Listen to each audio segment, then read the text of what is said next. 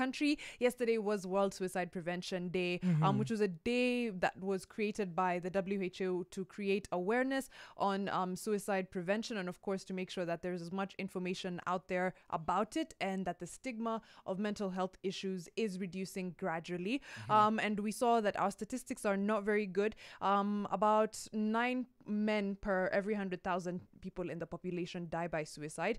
The rate for women is a bit lower at around 6.1, and of course those are just reported cases that are known to be suicide. There's so many others that will go unreported or undetected, and people might not be able to account for them. So we've been discussing and asking you, does society make it harder for men to talk about mental health issues and for men to share? I've seen on Twitter quite a few of you are agreeing with that, and it's at 92% that say yeah.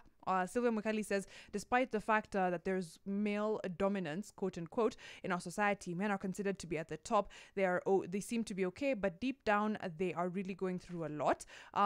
Doreen says, men just don't like to speak.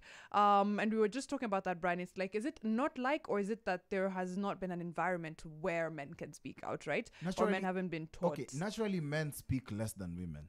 Is it natural? In some cases, I think it's more socialization. It's nurture versus nature. No. I think men would speak if they were taught it's okay to speak. But naturally, we are not reactive. Like, that's not in our nature. Like, sometimes you'd see a situation like, itajisort.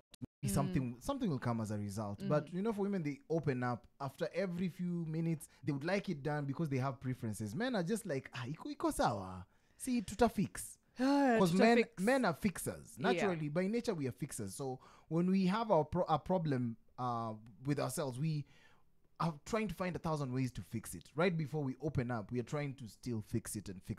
And sometimes we dig the hole deeper because we're in a hole and we're still digging. Yeah. We don't know when to stop because we think we're going to definitely get a solution. Martin Okongo says the question on the mental state of a man and why is it that men don't like opening up about that.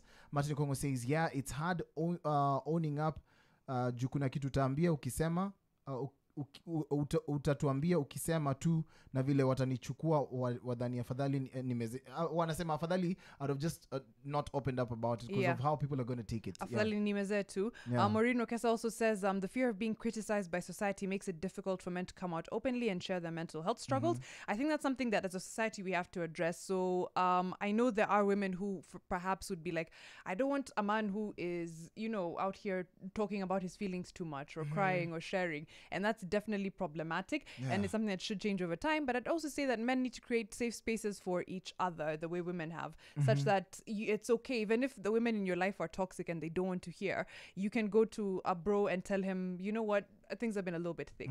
Things haven't been right and I feel this way and that way. I've been a victim of GBV, and instead of laughing they say, you know what, let me help you out. Do you need a place to stay? Do you need someone to talk to? Things like that. Providing a support system for each other. But why we fear that is because nowadays snakes don't hiss, they call you bro. Your situation kwa noma nayo, someone takes it and actually uses it against you. And it comes to matters relationship. Bro, niokoleka 5k hapo hivi, wife anataka kitu flani. So when you do that, mtu sasa anaendea wife yako anasema kwani nyinyi mnanga ka kitu?